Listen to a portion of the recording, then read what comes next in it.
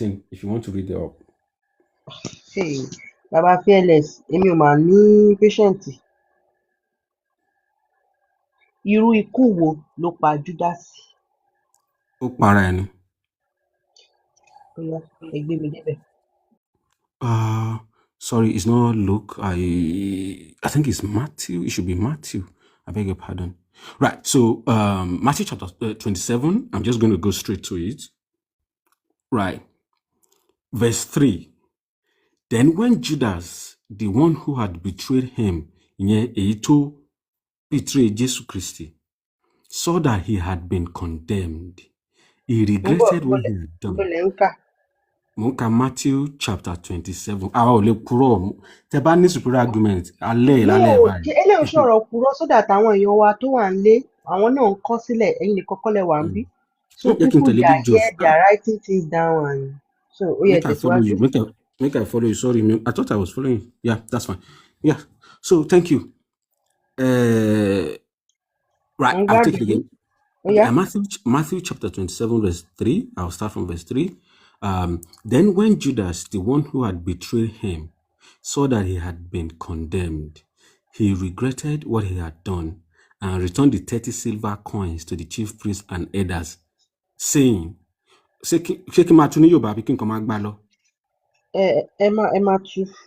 right. Ó ní nígbà tí Judas èyí tí ó ṣọ̀tẹ̀ Jésù, ó rí pé wọ́n ti mú Jésù, wọ́n ti ń fìyà jẹ, wọ́n ní ó wá kábàámọ̀ ohun tó ṣe. Owó tí wọ́n san fún láti ta Jésù, láti fi Jésù hàn. Kí ló dé tí wọ́n ní di Judas láti fi Jésù in the first place? Torí pé Jésù, he was equal among all his followers. Wọ́n lè dààmú aṣọ kan bàtà kan ní. So wọ́n ní èèyàn kan láti lè fi hàn. So Jésù, owó tí Judas gbà yìí. Yeah, so owó tó gbà yẹn kò wá lè ná mọ́. Ó wá kó owó yẹn 30 silver coins to the chief priests and elders. Ìyẹn àwọn ní temple Judaism wọn.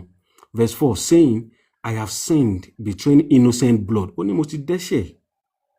Mo ti ẹ fún mi lọ́rọ̀ tó betraying innocent blood.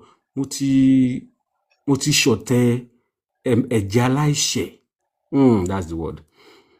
But they said, what is that to us? Wọ́n ní kí ló wá kàn wá? You see to it, Lord sort that out. And throwing the silver coins into the temple, he departed. Judas wá jowó yẹn kalẹ̀ nínú temple, and he went away and hanged himself. But the chief priest took the silver coins and said, it is not permitted to put them into the temple treasury because it is owó ẹ̀jẹ̀. Owó tó kó kalẹ̀ àwọn chief priest ní temple yẹn, mind you, kì í ṣe inú church called Judaism temple ni o. Wọ́n kó owó yẹn pé wọ́n lè kó pẹ̀lú owó tó wà ní temple wọn pé torí pé kí ni owó ẹ̀jẹ̀ ni. Verse 7, and after taking counsel, they purchased with them the potter's field. Wọ́n wá lọ ra ilẹ̀ for burial place for strangers. So wọ́n lọ ra ilẹ̀ láti máa sin àwọn àjòjì tó bá wà nílùú, tó bá wà ṣaláìsí síbẹ̀. Verse 8, for this reason, that field has been called the field of ẹ̀jẹ̀ until today. So if you Google it, till today in Jerusalem, ibẹ̀ yẹn sì wà bẹ́ẹ̀, ibẹ̀ ni wọ́n lè lọ sí Judas sí ẹ̀ṣẹ̀ gan. Ẹ jẹ́ gbọ́ nǹkan tí Art tó sọ in that the same account.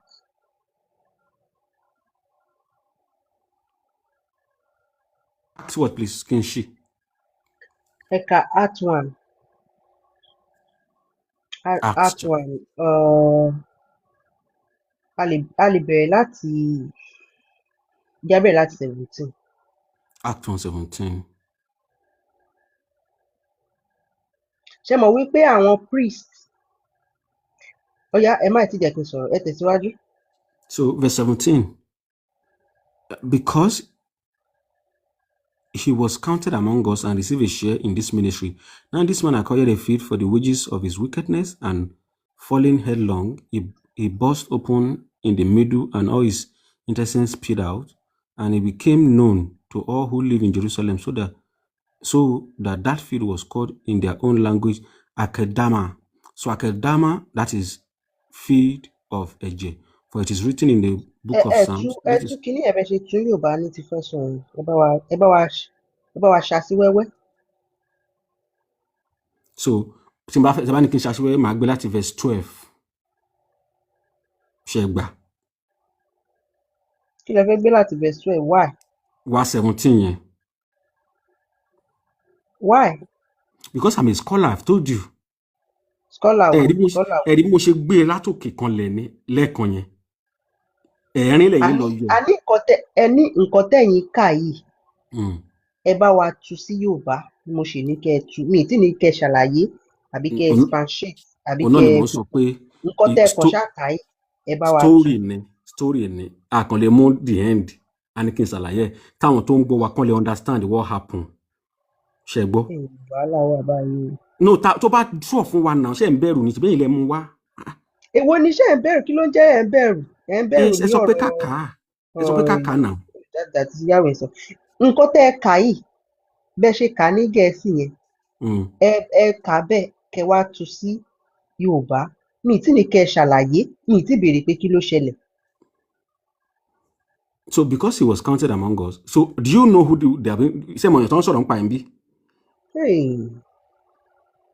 Okay.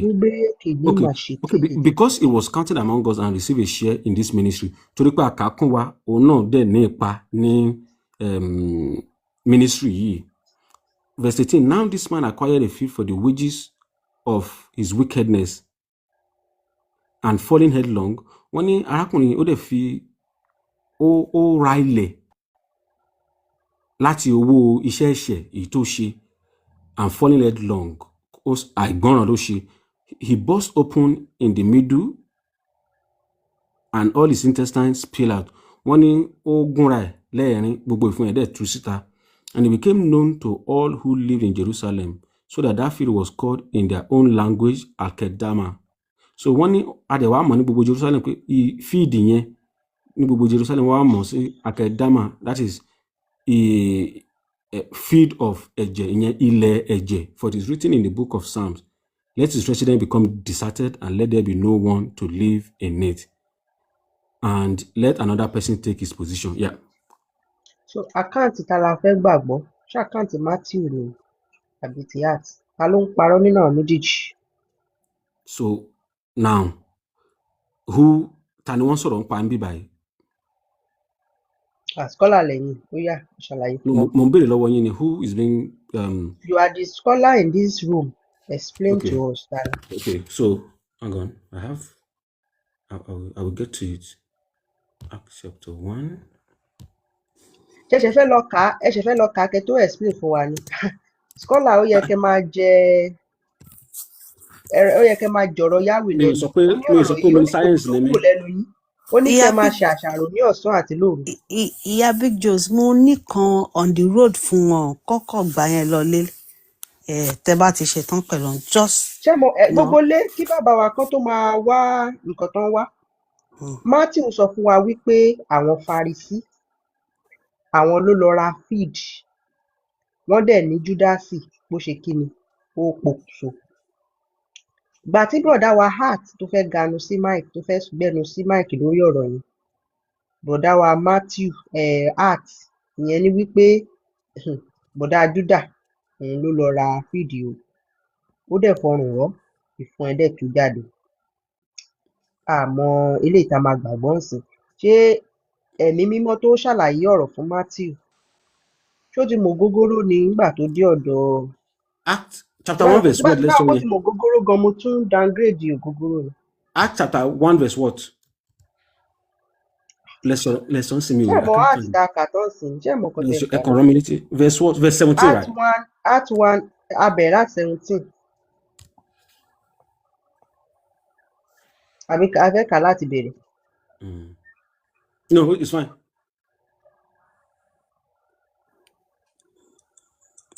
Yeah, John, ṣé kí n come in a bit, ẹjọ? So now. John bá lè lọ. Kind of, yeah. Okay, Baba Playfair, Tala account wo la fẹ́ gbàgbọ́ first thing. So this account now was written by Peter. Ìbéèrè tèmi béèrè lọ́wọ́ ẹ̀ yìí sí láti. Títa la fẹ́ gbàgbọ́, ṣé ti Art ni àbí Matthew? Ta ló ń parọ́ nínú àwọn méjèèjì wa? I was not there. There's no way. I wasn't there, so there's no way I will be able to tell But the bottom line is that ó para ẹ̀ àbí kò para ẹ̀. bàbá ta ló ń parọ́ nínú àwọn méjèèjì? Ẹ sọ pé ẹ̀ sí ńbẹ̀. So Kí ni tí irọ́ tó ẹ̀ bá pa? sí ńbẹ̀, cause okay, they give us one event, they gave us two different reports on the same event, and according to Bible, wọ́n ní Bible was written from the inspiration of Yahweh. That means to say Yahweh ló inspire wọn, ìmísí Yahweh, the breath Yahweh ni wọ́n fi ń kọ sílẹ̀, so they are not writing it ní ti ara according to Bible. So tó bá jẹ́ ìmísí Yahweh ló fún Matthew ní report of event yẹn, tó dẹ̀ tún fún èèyàn tó kọ heart náà ní the same event, why tó jẹ́ wípé they are giving different reports on the same event? Eléyìí sọ fún wa pé Paul Júdásì òun ló lọ ra fíìdì, ìyẹn sọ fún wa wípé àwọn Farisí ló lọ ra fíìdì, ìyẹn sọ pé ó fọrùn rọ́, ìkejì ló pokùnso. So now this is kò sẹ́nibọ̀dì tó purọ́ náà àwọn méjèèjì. Okay, wo la fẹ́ gbà? Méjèèjì ló correct. Báwo ló ṣe correct? So now they are complementary accounts, both of these stories. Ta ló lọ ra fíìdì? Ta ló ra feed? It was the money they gave to him that was used to purchase that feed. Mi sọ pé ibo náà ti rówó ra feed.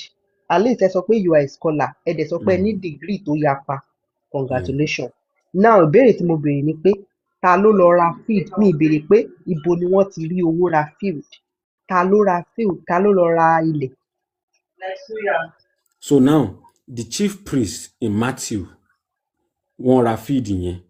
So when Peter was writing in Acts, he recorded that Judas purchased that feed because the feed was purchased in Judas' name. So till today, it's still there. That feed was purchased in Judas' name. So there are two, both accounts are still correct. Àwọn nípa ẹ̀mí ló pè mí. So ẹ tún nǹkan tẹ́ sọ ní ìgbọ́. So now, both accounts are correct. Matthew's account ó sọ pé chief priest ló ra potter's feed. Torí pé owó tó dànù ni. But in Acts, it appears that Jesus Christ is said to have acquired the feed by himself with the reward of that wickedness. So Jesus ló ra feed. Judas. So now what happened is the chief priest purchased that feed in his name. Abẹ́rẹ́ Ọlọ́run. Abẹ́rẹ́ Ọlọ́run. Ẹ bá wa pàtẹ́wọ́ fún Mr. Fearless.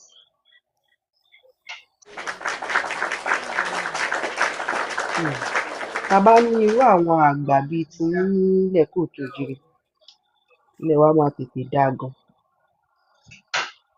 Bẹ́ẹ̀ni, kò sí rọ́ńbẹ́. Ilé wa máa tètè dàgbà sókè gan. Bẹ́ẹ̀ni. Torí pé àní àwọn orú yín tó pọ̀, òun ló jẹ́ kílẹ̀ wa wà bó ṣe wà. Bẹ́ẹ̀ni. Ẹ ṣé ìyá mi. Bàbá fair play. Play fair. Ẹ má bínú. Mo ti kọ́kọ́ fẹ́ lọ rẹjú ṣùgbọ́n ọ̀rọ̀ tẹ́ ń sọ ó jẹ́ kí n lè ṣe iṣẹ́ tí mo ní ṣe tán. Ẹ ṣé gidi gan ni. Ọpọlọ yín ò ní jọba. Ẹ ṣeun. Ṣé mo pé Bíbélì ó fi ohùn sílẹ̀ gan. Ó jẹ́ kí a mọ̀ wípé Ọlọ́run Bíbélì, Ọlọ́run ẹni, Ọlọ́run ọ̀la, Ọlọ́run ayérayé ni. Àbí? Ọlọ́run kan ni máa pè. Mọ́mí ṣé Big Joe ṣé a ti ṣe tán àti tún move sí the second? Yeah, Big Joe ti ṣe tán pẹ̀lú yìí. Mo kàn fẹ́ fún yín on the way ni. So yeah, we can see that there's no controversy there, no lies there. So yeah. Ẹ bá ti sọ bẹ́ẹ̀, ẹ má worry, àwọ̀ ò bá ń jiyàn. Ṣé mo pé Ọlọ́run Bíbélì sọ fún wa ni pé òun ni Ọlọ́run ẹni, Ọlọ́run àná, Ọlọ́run mi ò fẹ́ lu Ọlọ́run God of the Bible. Ó sọ pé òun ni God of today, God of tomorrow, God of ayérayé, àbí? Baba Flefi ẹ Yes, dáhùn ma. náà. Yeah, mo wà pẹ̀lú yín o. So ó dẹ̀ tún jẹ́ kó yé wa pé òun mọ ohun gbogbo, àbí? Màá sọ̀rọ̀ yín, mo fẹ́. Ó tí o ẹ gbọ́dọ̀ dá mi lóhùn kan, mi ń ṣe rédíò. No, Mo mi fẹ́ yẹ dáhùn. kẹ́ máa ní pé bó ṣe rí nìyẹn torí ó níbi tá à ń lọ. Ṣé bó ṣe rí nìyẹn? Mo ò fi bẹ́ẹ̀ ráyè tí ń lálẹ́, ṣùgbọ́n ṣé mo pa ti kọ́kọ́ lọ sọ ọ̀dọ̀ orí Genesis ńgbà yẹn kàtà kúrò ń bẹ̀, bọ́ mo tún wá fẹ́ gbé yín padà lọ sórí Genesis ṣe ní Bíbélì lẹ́gbẹ̀ẹ́ àbí níwájú yín? Ẹ kú ètò. Okay. Ẹ jẹ́ n sáré ka bíbà fún yín. Ẹ kú ètò. Elétò ń tò. Ẹ jọ̀ọ́ mo máa ní ìbéèrè kan máa ní. Ẹ jọ̀ọ́ ìyá mi, ẹ jọ̀ọ́ ẹ jẹ́ n sáré ka bíbà fún bàbá wa. Ẹ jọ̀ọ́ mi ní pẹ́ lórí ẹ̀. Genesis chapter 6 verse 6. Kí n sáré ṣe àbí? Ẹ ṣì. Bọ̀ màá sáré ka bíbà pápápá. Ó ní pé, so the Lord was sorry he had ever made and put them on earth. He broke his heart. And the Lord said, I will whip the human race I have created from the face of the earth. Yes, I will destroy every living thing, all the people, the large animals, the small animals that crawl along the ground, and even the birds of the sky. I am sorry I have ever made them. Ta ni Ọlọ́run Bible bá rojọ́ yìí? Because nǹkan tó ń kọ síbẹ̀ ó sound bí èmi àti yín. Àbẹ́ ìrònú sírù nǹkan bẹ́ẹ̀ yẹn rí? No. Ó ní òun sorry. Ṣé kò mọ̀ tẹ́lẹ̀ ni nǹkan tí. So now ṣé kí n explain ẹ̀ fún yín? No, pẹ̀lú làákàyè ni o, scholarly ni o. Yes, so kò ń ṣe nǹkan tẹ̀yìn rò. Ṣé rí àwọn ìwé wọ̀nyẹn? They were written in Hebrew, Aramaic, and so now each word, get to appreciate, get to understand it. You have to understand the root words, the etymology of that word. So in that context, that sorry táwọn èèyàn ń pè ní Ọlọ́run kábàámọ̀ yẹn was that from ẹni Yahweh kábàámọ̀. Yahweh. It was that word tí wọ́n lò níbẹ̀ is the word nakam. So the Hebrew word nakam does not mean God made a mistake, or Yahweh made a mistake or changed his mind about his plan. So it instead described an emotional sorrow. Now, because he was going to eventually, yes. Ẹ farabalẹ̀. Ẹ jẹ́ kí n mú yín padà lọ sí 6. Mo mọ̀ bẹ̀rẹ̀ láti 6 because mo ti mọ̀ pé ìrònú tẹ́ máa gbé jáde rẹ̀. Ẹ wá jẹ́ ká mú ẹsẹ̀ yẹn padà sẹ́yìn láti 5. Wọ́n ní the Lord observe. Ó wò fín. Ayé ẹja pa. Ṣó ti yé yín? Ṣé mo ń sùn tẹ́lẹ̀? Ọlọ́run Bible kọ̀ jí. Ọlọ́run Yahweh ó kọ̀ jí. Àbí Yahweh jí. Ó ní the Lord observe the extent of human wickedness on the earth, and he saw that everything they brought, everything they thought, they thought or imagined was consistently and totally evil. Ṣé ó wá jẹ́ wípé Yahweh ò mọ irú ẹ̀dá tó dá ni?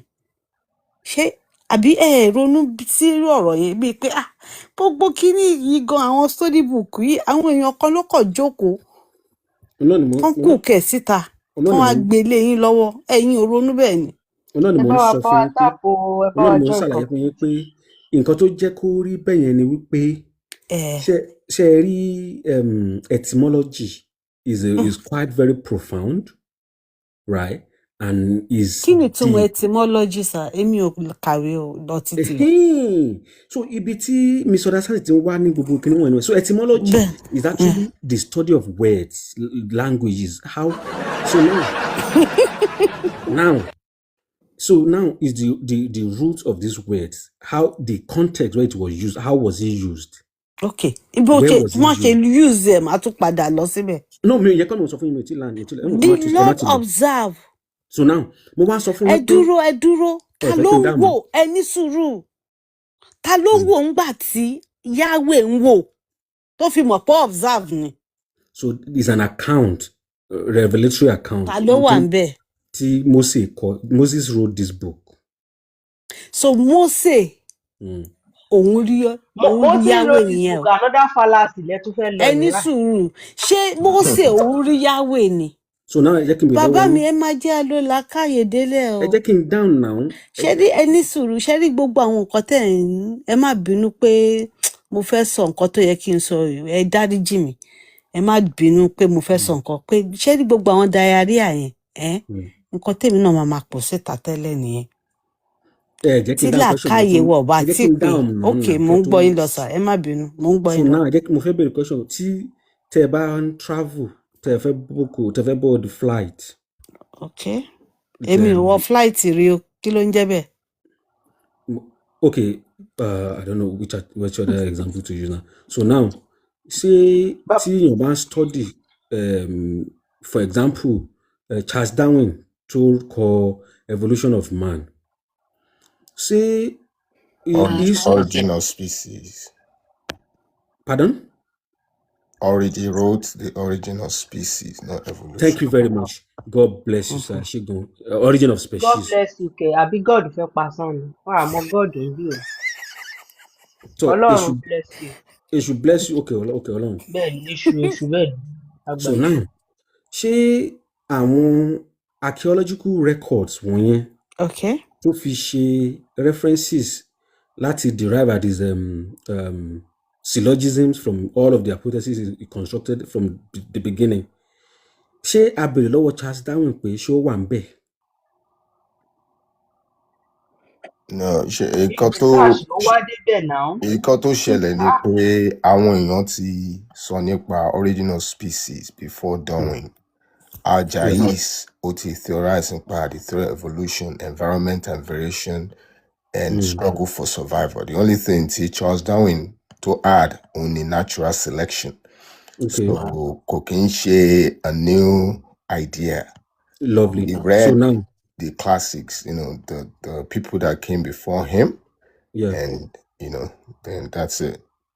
Right. So now, when the people that came before him and he came to add that natural selection that you just mentioned, did anybody ask him whether he was there or not? Okay, because anybody to be lower, boyo wambe or not. So they were largely the same point I'm still driving at. Most of people that have speculated about where we came from, or that have written about where we came from religious perspective to scientific perspective, they were largely speculating. There is nobody that can hit their chest and say 100/100, this is who was correct. So similarly, Tabafe applied criticism and see the book of Genesis as to whether Yahweh regretted or not, or who was there and all of those things. We could as well ask, wait, who was there? So scientists have come, for example, to say they've been helpful. Science works based on induction. Theory no pe, wọ́n sọ pé absolute. Nǹkan tẹ́yin kọ sínú ìwé yín tí ẹ ń pè ní Bible, ẹ sọ pé God ló kọ, that means it's absolute. But theory of evolution or any theory is based on induction. That means tó bá dọ̀la mo lè disprove nǹkan tó ń sọ yẹn deductively. She gets can overthrow the contending theory. So méjèèjì yàtọ̀ síra wọn, ẹ lè compare. Àti Mr. Playfell, one fallacy tẹ́ tún make ẹni pé Mósè ló kọ àwọn ìwé yẹn, irọ́ ni. Torí the last ìwé tán ní Mósè kọ tó wà nínú Bíbélì nínú ẹsẹ̀ 5 ń bẹ̀, Mósè kú, ó ní and Mósè die. Ta ló kọ bẹ̀ yẹn? Tó bá jẹ́ Mósè ló kọ 5 kìíní yẹn. And Mósè die and they buried him in Moab. Ta ló kọ? Continuation that the same chapter. Ta ló kọ yòókù? Ṣòkù tún kọ̀wé ni. No, so they may not be in the same sequence. They may not be chronologically.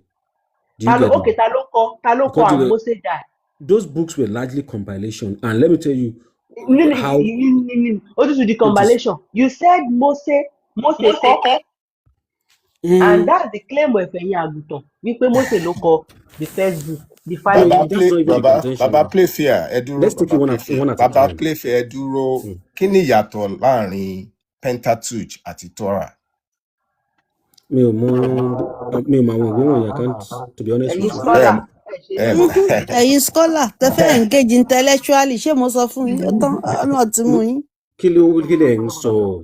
Ṣé bàtí yín kọ́ ló ti ń engage for like almost 2 hours? I came back here. Àwọn senior tí wọ́n ti ń bá yẹn engage nsìn ni. Nǹkan tẹ́mi fi béèrè So tẹ́mi fi when I dá sí ask you sí ni pé questions, ẹni Moses ló did I kọ mock you to say you didn't know it? Did I not just go through? There's no point. ẹni you Moses. call yourself scholar now. Nobody have ever said he's a scholar here. Ìyàwó mi ṣe àbùkù bẹ́ẹ̀ yẹn pastor nǹkan nígbà tó pè mí ní tí pastor. wọ́n ní dání tó bá bẹ̀rẹ̀ sí ní ná. Eléyìí tó ṣẹ̀ ná fún yín yẹn £1 náà tó bá bẹ̀rẹ̀ sí ní ná pounds. does not kò mọ is not home in science kò mọ But gbogbo he nǹkan tó. never called himself a scholar. But you came here, you say you have a scholar, you have degree, you have this, you have that. That's not you. So You're deflecting. This is why I don't like engaging you, Big Joe. You like to deflect. Don't say Let's just go to the crux of the matter. Let the father engage me. Bring it on. Let the father engage me. Let me and his father engage ourselves. So that's not the no nǹkan tẹ́mi ń sọ ni pé ẹ make it clear. Bàbá wa father rẹ̀ engage yín. You don't know anything. Bí o ṣe ṣọ́ọ̀ṣì. So you want me to engage you, or what do you want me to do now? No, bàbá wa ló ń bá yín sọ̀rọ̀ bọ̀ èmi mò ń sọ fún yín next time pé kẹ́ mú dání kẹ́ má lọ fi kíni kẹ́ má lọ fi jẹun tẹ́ bá débì kan. Don't be saying I'm this, I'm that. Torí àwọn tẹ́ fẹ́ bá bẹ̀, you don't know nǹkan tí wọ́n gbé dání. You have removed it out of context, and that's what I've always done. The context was that somebody called me a pastor, and I said no, I'm not a pastor. Nǹkan tá à ń kọ́ lórí ètò yìí náà nìyẹn. Mo ṣe pé à ń kọ́ bíbélì náà ni a tún ń kọ́ àwọn èèyàn bí wọ́n ṣe ń hùwà láwùjọ. Tẹ́ bá débì kan ẹ má máa ṣe bíi pé èmi rèé èmi nìyẹn torí pé kí ni àwọn tẹ́ ẹ fẹ́ bá ń bẹ̀ ẹ̀kọ́ lẹ̀ ń kọ́ ẹmu dání ẹ lè dàgbà. You are deflecting. You have taken it out of context. Deflecting yẹn sílẹ̀ now ẹmu dání tẹ́ bá débì kan lè ní ẹmu sọ́wọ́ sí kẹ́ má fi jẹun. Ẹ̀yin máa sọ I have this, I have that. Now back to it's true, but it's fact. Is it no? I've engaged you more than 1 hour. Load the first platform. What you call yourself, you cannot prove anything. What? Okay. What have you proven, you? So, Baba, mi father re tẹ̀síwájú. You, what have you proven? I've engaged you on the platform before.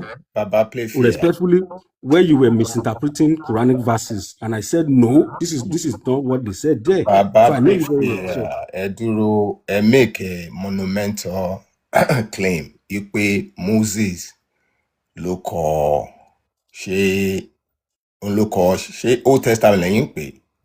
Okay. No, not Old Testament. Okay. Kí ni ìwé wo ni Moses kọ tẹ́ sọ lẹ́ǹkan? Mo ní Genesis. So Genesis inú bo ni Genesis wà? Old Testament. There are other books in Old Testament, right? Okay. So nǹkan tó tà ń sọ ni pé màmá wọn kàn ta yín pé the same Moses kò lè jẹ́ òun ló kọ kò jẹ́ òun ló kọ the so-called Old Testament àti Genesis. So ètò ẹ̀ lèmi fi bèèrè lọ́wọ́ tẹ̀yìn pé kí ni ìyàtọ̀ láàrin Pentateuch àti Torah? Ṣé ẹ lè sọ fún wa ẹ̀dẹ̀ lẹ́ẹ̀gbọ́rí so ẹ jẹ́ ká mú. mi sọ pé mo gbọ́ Torah mi ò dẹ̀ kí n kà. So I know is an addendum or it's part of the books that were compiled into the Bible. Tí wọ́n bá sọ tó máa sọ Pentateuch kí ni wọ́n ń sọ yẹn Penta? Kí ni Penta? Pen. Is it 1 or 2? Pent. Okay, bọ́n máa sọ pé 5 books of Moses. Kí ni wọ́n sọ? 5 books of anyways, 5 books of Moses ni wọ́n pè ní Pentateuch. So get Penta is 5. Okay, yeah, 5. Okay. So bó ṣe èmi máa gbé kúrò nínú Bible díẹ̀. a ṣì máa wà lórí discussion. Mm. Describe Christian eschatology fún wa. Christian eschatology. Yes. So what is your goal? What is the end goal of this No, question? can describe it fún wa. Bàbá Bàbá Fádàrè, What is Gẹ̀ẹ́sì you yìí going to pọ̀. add? Kí ni Okay. ìtumọ̀ ìtẹ̀kọ̀ yìí? Ẹ wá sí level PFLA. No, scholar Rí pé wọ́n lè pronounce òyìnbó yẹn ni. Notice. Okay. Nǹkan tí mo fi bí yín nǹkan tí mi fi bí yín ni pé nínú Pentateuch or ìtẹ́yìn pè ní Old Testament kò sí concept of heaven and hell nínú bẹ̀. Nígbà wo ni concept yẹn gbà ó ló wọ biblical literature ṣe lè sọ fún wa? End time. The concept of end time? Yes. Oh, yeah, that's the Christian eschatology, heaven, hell, judgment, gbogbo àwọn yẹn. You know, eschatology.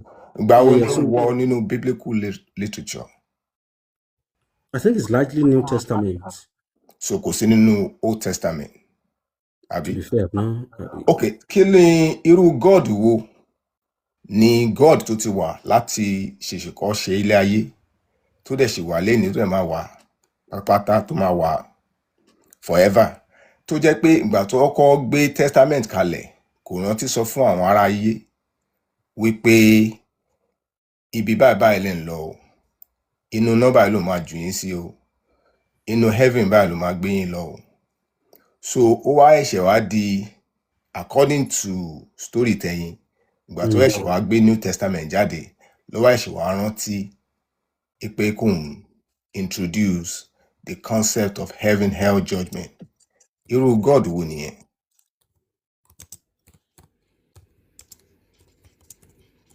Go on, I'm listening to you. Ó ní mò ń béèrè lọ́wọ́ yín ni. Irú ṣé ó ń sùn tẹ́lẹ̀ for all eternity ó kàn wá wake up nínú New Testament pé okay ẹ jẹ́ kí n wá sọ fún àwọn people yìí pé tẹ́ bá ṣẹ̀ o. Ṣebí àwọn èèyàn ti ń ṣẹ̀ from the beginning of time. Why tó wá jẹ́ pé ìgbà tó wá ṣẹ̀ di New Testament ló wá sọ pé tí wọ́n bá ṣẹ̀ ló máa jù sí heaven, hell, gbogbo àwọn judgment yẹn. Kí ló fà á? So ó ní amnesia tẹ́lẹ̀ ni àbí? So now nǹkan tó fà á ni wípé ní period wọ̀nyẹn tí wọ́n bá ṣẹ̀, they are usually met with the repercussions there and then. So then, when Jesus Christ came, it is now there's not an option for people to choose whether they want to go to heaven or not. So now, that's where the introduction of hell. So ṣé Jesus ló gbé concept yẹn wá ní àbí Yahweh? That is the same. Oh, Jesus and Yahweh are the same. Only for my father and I are one. Okay. Ṣé Bible ṣé story book ni àbí history book? Right. So it can be both with instructions to buy and to the book. So it's possible to be both. So story book then ni history. Báwo lẹ ṣe mọ̀ pé history book ni? Well, because our story is one. No. Báwo lẹ ṣe mọ̀ pé history book ni Bible? It can be both. Báwo lẹ ṣe mọ̀ pé history book ni? Because mo ka àwọn history date wo ni? Kí ni standard of historical methodology? Tó máa ní nǹkan wà historical, báwo ni wọ́n ṣe ń determine nǹkan tó wà historical àti wọ́n ṣe ń determine pé historicity? It will be largely an account of events that took place. Huh? Yeah, it will be largely the account of events or series of events that took place in the past. Màá fi ń ṣe láìpẹ́ yìí. The standard of historical methodology ó dictate pé historicity wípé nǹkan wà historically genuine ó gbọ́dọ̀ wà based on a verifiable historical chronology, timeline, date. Yes. Kò sí ibi kankan nínú Bible tí date wà. So the Bible is not qualified to be a history book. It's a story book. so gbogbo nǹkan tẹ̀ ń sọ yìí tí Okay. gbogbo story tẹ̀ ń sọ up and down up and down. Ṣé kàlẹ́ndà wà nígbà wọ̀nyẹn ni? Ṣé kàlẹ́ndà wà nígbà wo? Nígbà tí wọ́n kọ story wọn yẹn. No, that's not the point. The point is, How do you measure time? no, ẹ máa gbọ́ tí God bá ń kọ nǹkan, God ló ní gbogbo record the time. Ó yẹ kí God kó fi date, kó fi chronology sí àwọn event tí God tún relate fún àwọn èèyàn. But God yẹn, ìgbà tó yẹ kó bá act kò ní act. Ìgbà tó yẹ kó kọ date kò kọ. Èèyàn ló ẹ̀ṣẹ̀ lọ invent a date. Are you aware that some of those events, those stories, in the stories themselves, ó máa ń sọ specific time tó ṣẹlẹ̀? Ẹ fún wa ní example kan nínú Bible tí date wà ń bẹ tó dẹ̀ sọ.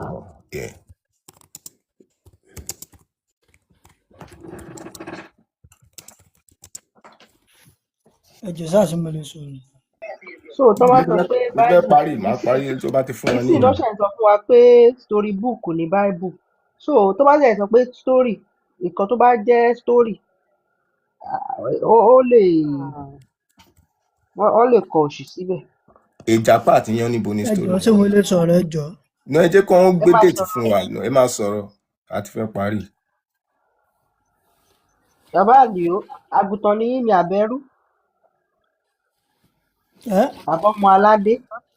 Kí lẹ ṣé mi? Ẹ̀yin náà ń bá wí rẹ̀. Ọmọ lèmi. Èmi ò kí ẹ mọ̀ gbọ́ ṣe rí mi ò kí ń ságùntàn mi ò dẹ̀ kí ń ṣẹrú ọmọ Jésù lèmi. Ọmọ àgùntàn fẹ́.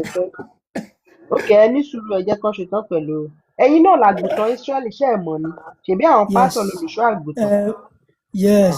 Ẹ dẹ̀ máa ń ka báàsì kan pé Olúwa lolùṣọ́ àgùntàn mi. Olúwa lolùṣọ́ àgùntàn mi yóò ṣe aláìní omi ìdúgbò ní pápá tútù.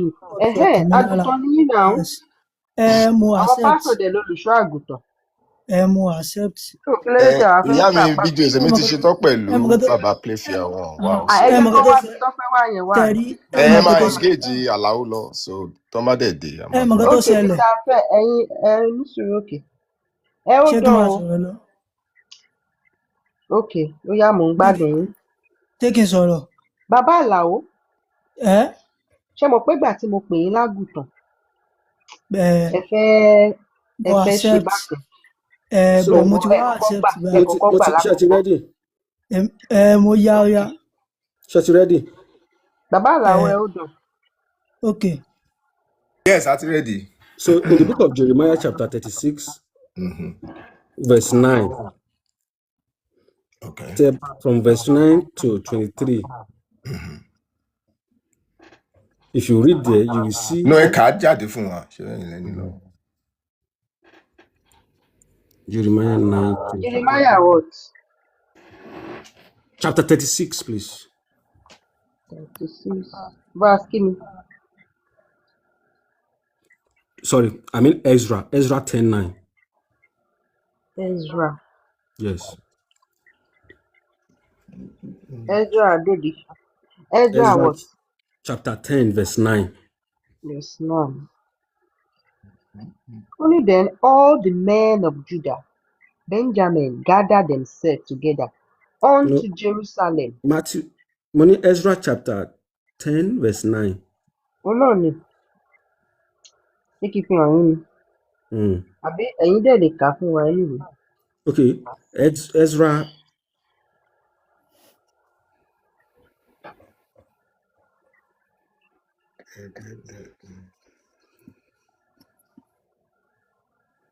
Within the 3 days, on the 20th day of the 9th month, all the men living in the territory of Judah and Benjamin came to Jerusalem and assembled in the temple square. Extra kílẹ̀ ń kà sí extra 9 extra 10:9 lẹ pé. No, ní now. Only then all the men of Judah and Benjamin gathered themselves together unto Jerusalem. Okay, no, within the 3rd day. It was the 9 months of the 20th day of the month. And all the people That's all. sat in the streets. So now, usually it will ever careful story king to reign That is how they measure their time to know to place event in history. That is not how you measure time, Baba. In that time. No, Coach. Sheikh